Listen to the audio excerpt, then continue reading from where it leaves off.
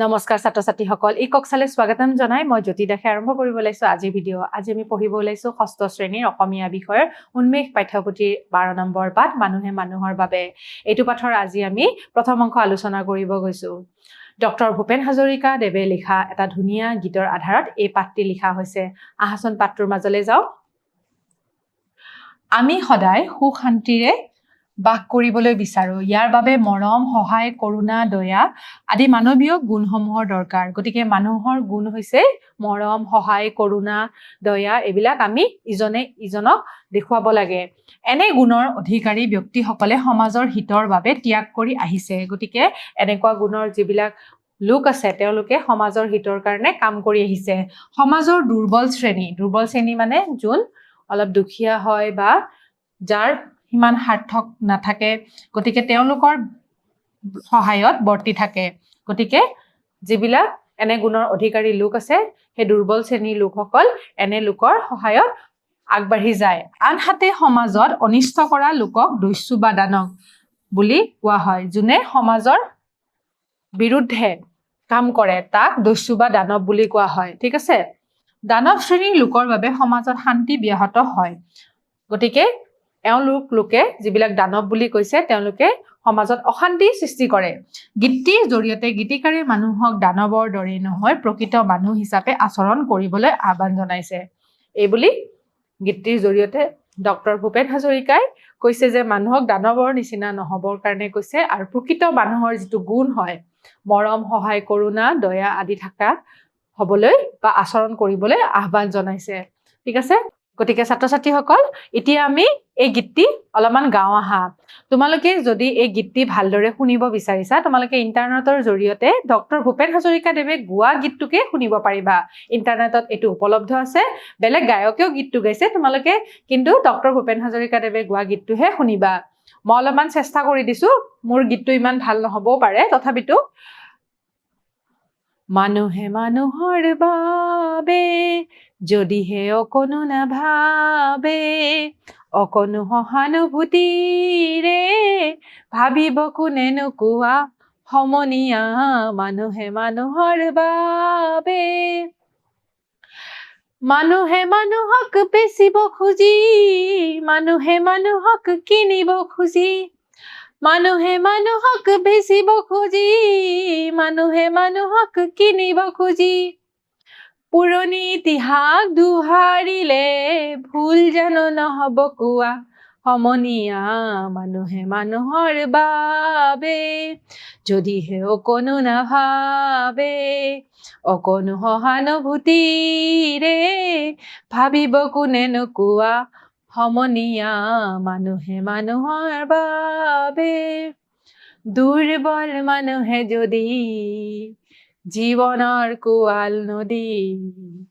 পাৰ হয় তোমাৰে হাত তুমি হেৰুৱাবানো কি দুৰ্বল মানুহে যদি জীৱনৰ কোৱাল নদী পাৰ হয় তোমাৰে হাত তুমি হেৰুৱাবানো কি মানুহ যদিহে নহয় মানুহ দানৱ কাহানিও নহয় মানুহ যদিহে নহয় মানুহ দানৱ কাহানিও হয় মানুহ তেনে দানৱ কাহানি বা হয় মানুহ লাজ পাব কোনেনো কোৱা সমনীয়া মানুহে মানুহৰ বাবে যদিহে অকণো নাভাবে অকণো সহানুভূতিৰে ভাবিব কোনেনো কোৱা সমনীয়া মানুহে মানুহৰ বাবে যদিহে অকণো নাভাবে অকণো সহানুভূতিৰে ভাবিব কোনেনো কোৱা সমনীয়া মানুহে মানুহৰ বাবে গতিকে ছাত্ৰ ছাত্ৰীসকল গীতটোৰ সুৰটো অলপমান এনেকুৱাই হয় কিন্তু প্ৰকৃত সুৰটো তোমালোকে যদি জানিব বিচাৰা তোমালোকে ইন্টাৰনেটৰ জৰিয়তে গানটো শুনিবা ঠিক আছে আৰু গানটো তোমালোকে অভ্যাস কৰিবা তোমালোকৰ বিদ্যালয়ত হোৱা প্ৰতিযোগিতাবিলাকত এই গীতটো গাব পাৰিবা গতিকে আমি গীতটোৰ মূল ভাৱটো অলপমান বুজো আহা ছাত্ৰ ছাত্ৰীসকল ডক্টৰ ভূপেন হাজৰিকা দেৱে মানুহে মানুহৰ বাবে যিটো গীত লিখিছিলে সেই গীতটোৰ জৰিয়তে আমি গম পাওঁ যে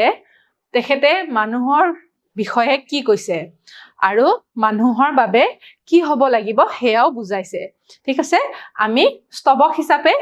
অলপমান বুজিবলৈ চেষ্টা কৰো আহা কি কৈছে চোৱাচোন মানুহে মানুহৰ বাবে যদিহে অকণো নেভাবে ঠিক আছে মানুহে যদি মানুহৰ কাৰণেই নেভাবে তেনেহলে কোনে ভাবিব ঠিক আছে অকণি সহানুভূতিৰে অলপ সহানুভূতিৰে মাত্ৰ অকমান সহানুভূতিৰে আমি মানুহে মানুহৰ বাবে ভাবিব লাগিব আমি বেলেগৰ কাৰণে ভাবিব লাগিব মৰম দিব জানিব লাগিব ভাবিব কোনে নোকোৱা সমনীয়া যদি আমিয়ে মানুহৰ কাৰণে নাভাবো তেনেহলে কোনে ভাবিব এই কথা ডক্টৰ ভূপেন হাজৰিকাদেৱে কৈছিলে আৰু সমনীয়া বুলি সকলোকে সম্বোধন কৰিছে ঠিক আছে তাৰ পিছত তেওঁ কি কৈছে চোৱাচোন মানুহে মানুহক বেচিব খুজি আৰু মানুহে মানুহক কিনিব খুজি বেচিব কিনিব বুলি কওঁতে ভূপেন হাজৰিকাদেৱে কৈছে যে বেচিব কিনিব খুজি মানুহক আমি ঠগুৱাৰ কথা কৈছে মানে মানুহক যদি আমি ঠগাই পেলাই আগবাঢ়ি যাওঁ তেনেহলে আমাৰ কি হ'ব পুৰণি ইতিহাস দুহাৰিলে আমাৰ পুৰণি যিবিলাক ইতিহাসত ঘটনা ঘটি গৈছে তাৰ ইতিহাস যদি আমি দুহাৰো তেনেহলে আমাৰ দেখোন বহুত অসুবিধাহে হৈ পৰিব গতিকে আমি তাতে ভুল হৈ যাম দেখোন ভুল জানো নহব কোৱা মানে আমি যদি মানুহক ঠগাবলৈ ধৰো তেনেহলে আমি পুৰণি ইতিহাসহে দুহাৰিছো পুৰণি ইতিহাস মানে আগৰ দিনত মানুহবিলাকে ইজনে সিজনক ঠগাই পেলাই বিচেই কিনে এইবিলাক কৰি পেলাই তেওঁলোকে আগবাঢ়ি গৈছিলে ঠিক আছে গতিকে এতিয়া যদি আমি পুৰণি ইতিহাস দুহাৰি থাকো তেনেহলে আমাৰ ভুল হ'ব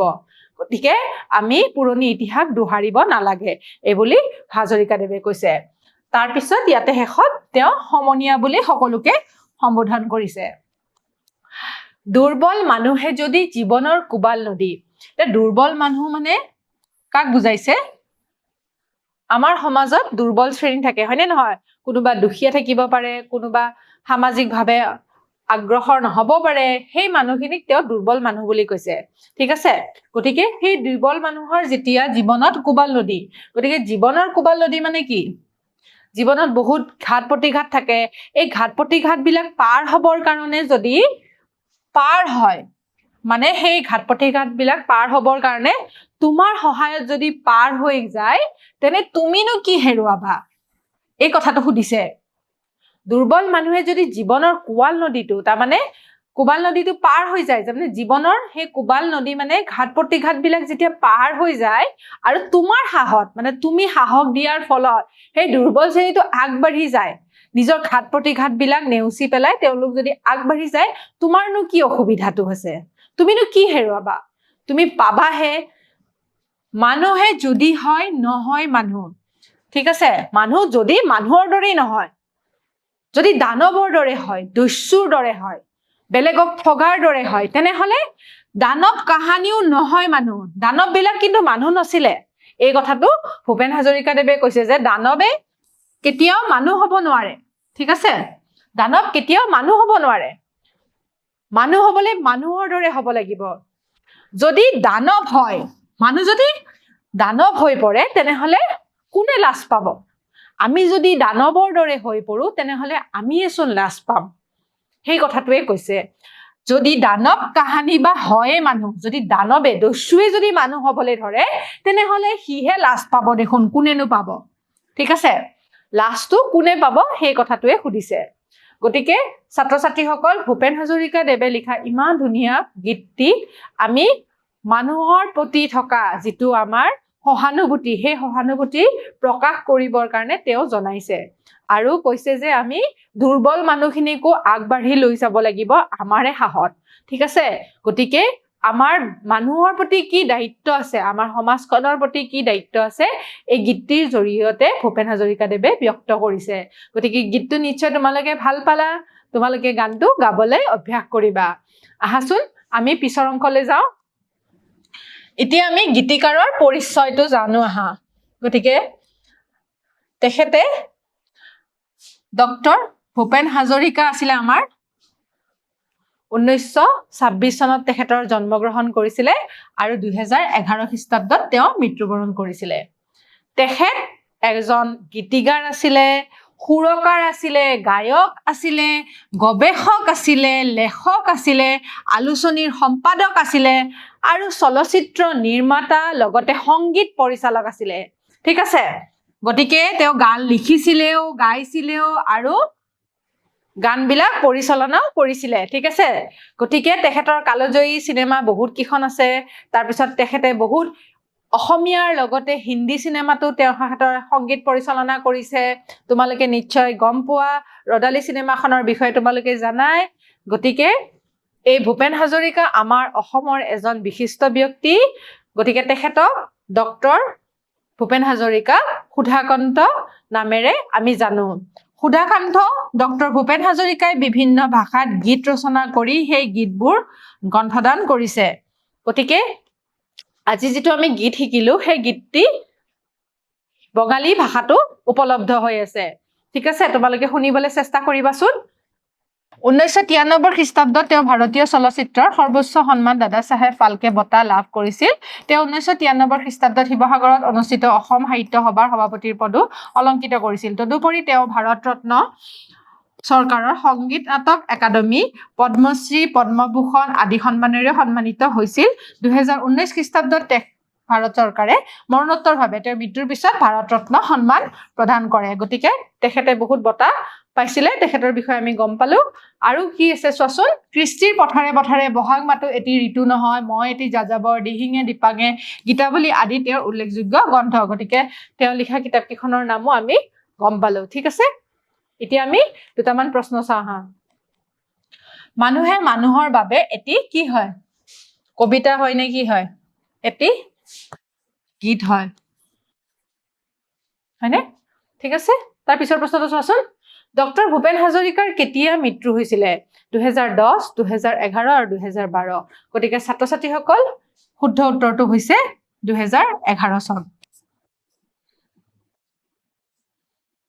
গতিকে ছাত্ৰ ছাত্ৰীসকল আজি আমি ডক্টৰ ভূপেন হাজৰিকাৰ বিষয়ে গম পালো মানুহে মানুহৰ বাবে গীতটিও শুনিলো নিশ্চয় তোমালোকে ভাল পালা অহা ক্লাছত এই পাঠৰ পাঠভিত্তিক ক্ৰিয়াকলাপৰ প্ৰশ্নখিনি লৈ পেলাই তোমালোকৰ মাজলৈ আকৌ আহিম তেতিয়ালৈ সামৰিছো নমস্কাৰ